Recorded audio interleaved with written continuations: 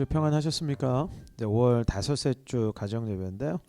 사도신경으로 우리의 신앙을 고백하고 5월 다섯째 주 가정 예배 이제 시작하도록 하겠습니다. 전능하사 천지를 만드신 하나님 아버지를 내가 믿사오며 그 외아들 우리 주 예수 그리스도를 믿사오니 이는 성령으로 잉태하사 동정녀 마리아에게 나시고 본도 빌라도에게 고난을 받으사 십자가에 못 박혀 죽으시고 장사한 지 사흘 만에 죽은 자 가운데서 다시 살아나시며 하늘에 오르사 전능하신 하나님 우편에 앉아 계시다가 저리로서 산자와 죽은 자를 심판하러 오시리라. 성령을 믿사오며 거룩한 공회와 성도가 서로 교통하는 것과 죄를 사하여 주시는 것과 몸이 다시 사는 것과 영원히 사는 것을 믿사옵나이다. 아멘. 찬송가 323장 우리 부름받아 나선이모 찬송가 323장 함께 부르도록 하겠습니다.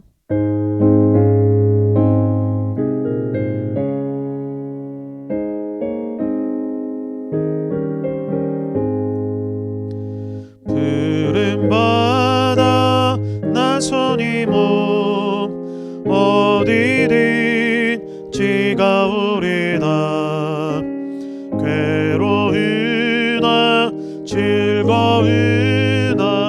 주만 따라가오리니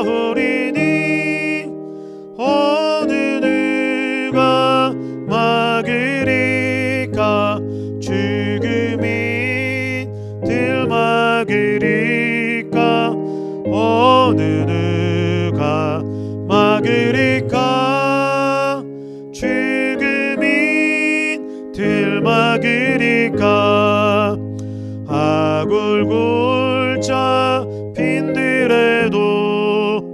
복음 듣고 가오리다 소돔 같은 거리에도 사랑하고 찾아가서 종의 몸에 지닌 것도 아낌없이 드리리다 종의 몸에 지닌 것도 아낌없이 드리리다 존귀 영광 모든 권세 주님으로 받으소서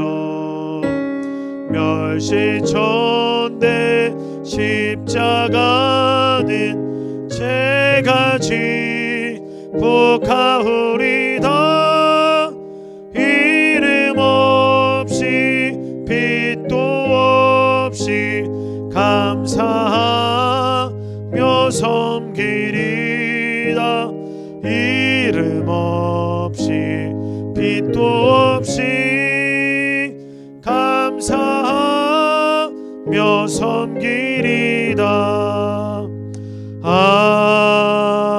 아멘. 우리 하나님 말씀 출애굽기 3장입니다. 우리 출애굽기 3장 1절부터 우리 12절까지의 말씀 함께 보겠습니다. 제 성경으로는 구약 84페이지입니다. 출애굽기 3장 1절부터 12절까지의 말씀 우리 찾으셨으면 한 목소리로 같이 읽겠습니다. 시작. 모세가 그의 장인 미디안 제사장 이드로 양떼를 치더니 그 떼를 광야 서쪽으로 인도하여 하나님의 산 호렙에 이르매 여호와의 사자가 떨기나무 가운데로부터 나오는 불꽃 안에서 그에게 나타나시니라. 그가 보니 떨기나무에 불이 붙었으나 그 떨기나무가 사라지지 아니하는지라. 이에 모세가 이르되 내가 돌이켜 가서 이 큰 광경을 보리라. 떨기나무가 어찌하여 타지 아니하는고 하니 그때에 여호와께서 그가 보려고 돌이켜 오는 것을 보신지라. 하나님이 떨기나무 가운데서 그를 불러 이르시되 모세야 모세야 하시매 그가 이르되 내가 여기 있나이다. 하나님이 이르시되 이리로 가까이 오지 말라. 내가 선 곳은 거룩한 땅이니 내 발에서 신을 벗으라. 또 이르시되 나는 내 조상의 하나님이니 아브라함의 하나님, 이삭의 하나님, 야곱의 하나님이니라. 모세가 하나님 배웠기를 두려워하여 얼굴을 가리매 여호와께서 이르시되 내가 애굽에 있는 내 백성의 고통을 분명히 보고 그들이 그들의 감독자로 말미암아 부르짖음을 듣고 그 근심을 알고 내가 내려가서 그들을 애굽인의 손에서 건져내고 그들을 그 땅에서 인도하여 아름답고 광대한 땅, 젖과 꿀이 흐르는 땅, 곧 가나안 족속, 헷 족속, 아모리 족속, 브리스 족속, 히위 족속, 여부수 족속의 지방에 데려가려 하노라. 이제 가라.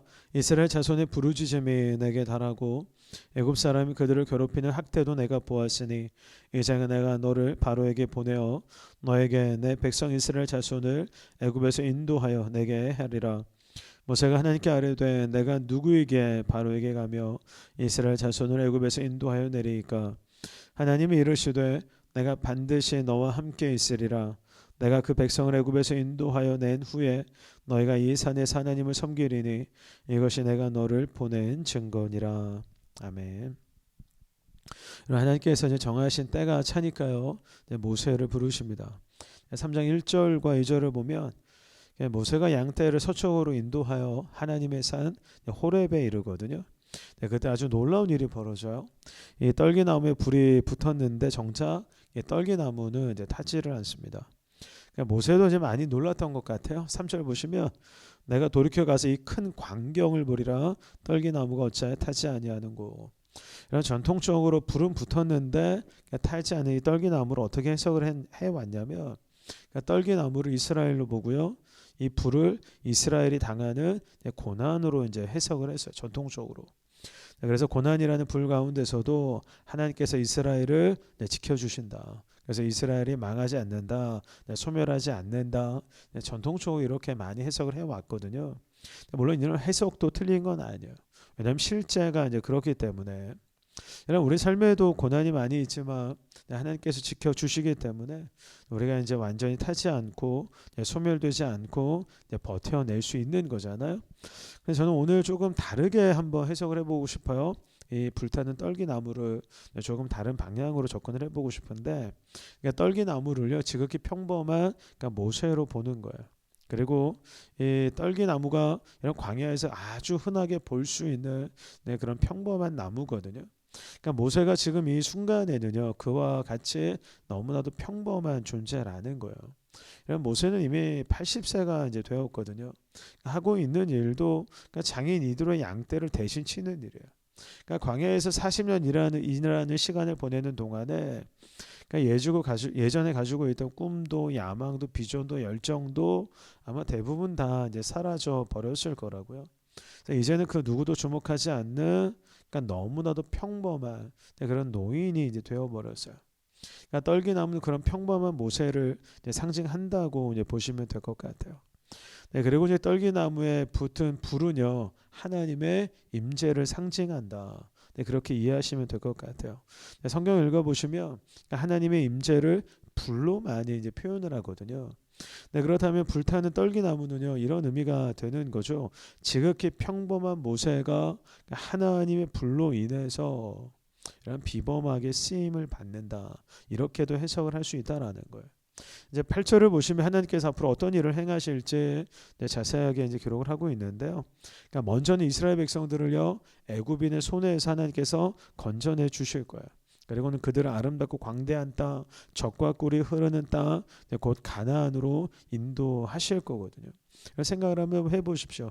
애굽에서 나오는 것도 그렇고 이런 가나안 땅에 들어가는 것도 그렇고 이게 얼마나 대단한 일이에요. 얼마나 이런 비범한 일입니까? 그런데 이처럼 대단한 일들을 비범한 일들을 하나님께서 누구를 통해서 이루시냐면 지극히 평범한 모세를 통해서 그러니까 광야에서 흔히 볼 수 있는 떨기나무 같은 그런 모세를 통해서 80세의 노인인 모세를 통해서 하나님께서 이루신다라는 거예요.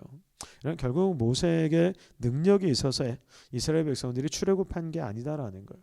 이런 모세가 잘나서 광야 40년 지나서 광야 이 가나안 땅에 들어간 것도 아니다라는 거예요. 그러니까 모세는요 다른 사람들과 뭐 크게 다를 바가 없어요. 그러니까 지극히 평범합니다. 그런데 중요한 건 그런 모세에게 하나님의 불이 임하니까 그 불이 임한 결과 너무나도 위대한 일들을 위해서, 이런 비범한 일들을 위해서 모세가 쓰임을 받게 되었다라는 거예요. 여러분 우리도 마찬가지인 것 같아요.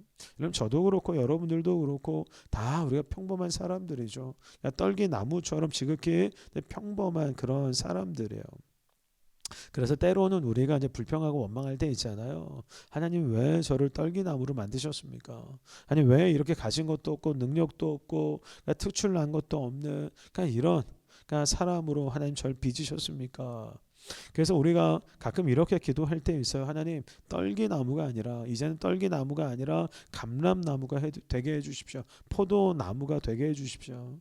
그래서 눈에 띄는 잘난 나무가 되게 해주십시오. 그런 나무가 되고 싶습니다. 그러니까 우리가 이런 기도할 때가 사실 얼마나 많아요.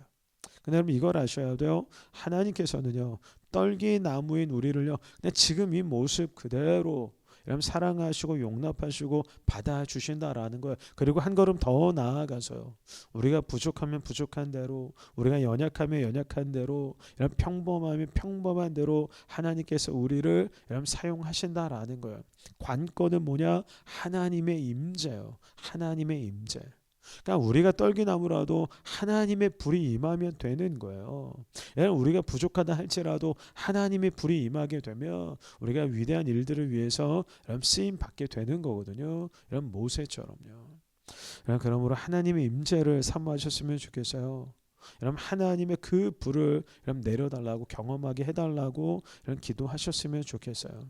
그래서 하나님께서 부르실 때에 이런저런 핑계들 이런저런 변명들 이제는 다 내려놓고요.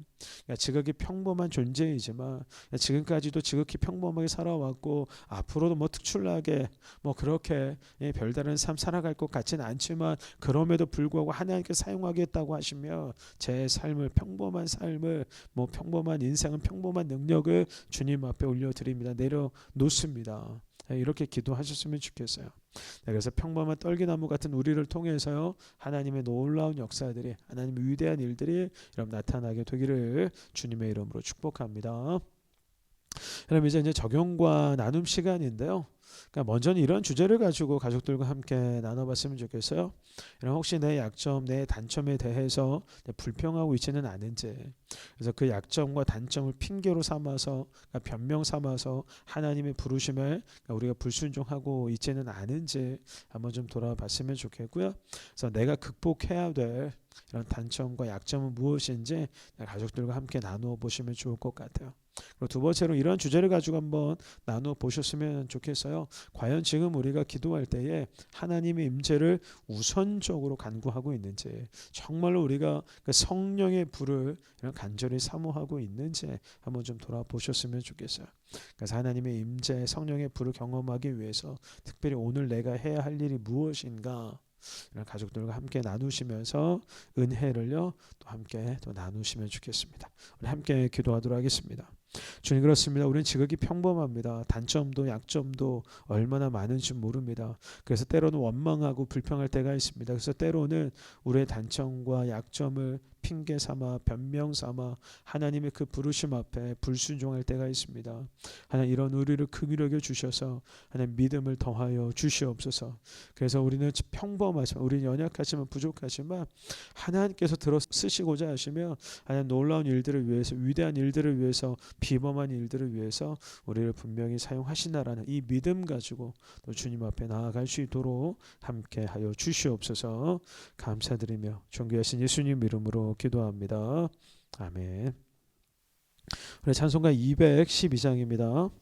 우리 겸손히 주를 섬길 때 찬송가 212장 함께 부르도록 하겠습니다.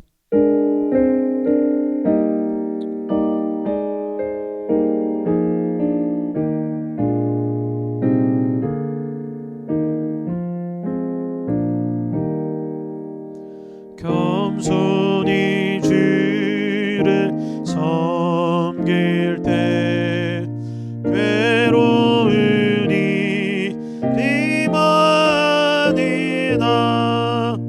그 주여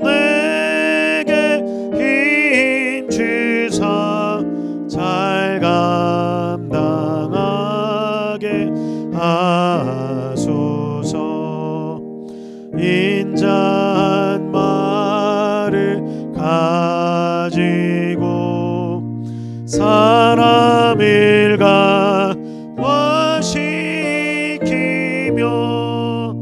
갈 길을 잃은 무리를 잘 인도하게 하소서. 구주의 귀한 인내를 깨달아 알게 하시고 굳건한 믿음 주셔서 늘 승리하게 하소서. 장래의 영광 비추사 소망이 되게 하시며 구주와 함께 살면서 참 평강 얻게 하소서. 아멘. 우리 주기도문으로 5월 다섯째 주 가정예배를 마치도록 하겠습니다. 하늘에 계신 우리 아버지여, 이름이 거룩히 여김을 받으시오며 나라의 마옵시며 뜻이 하늘에서 이룬 것 같이 땅에서도 이루어지이다. 오늘날 우리에게 일용할 양식을 주옵시고 우리가 우리에게 죄 지은 자를 사하여 준 것 같이 우리의 죄를 사하여 주옵시고 우리를 시험에 들게 하지 마옵시고 다만 악에서 구하옵소서. 내게 나라와 권세와 영광이 아버지께 영원히 있사옵나이다. 아멘.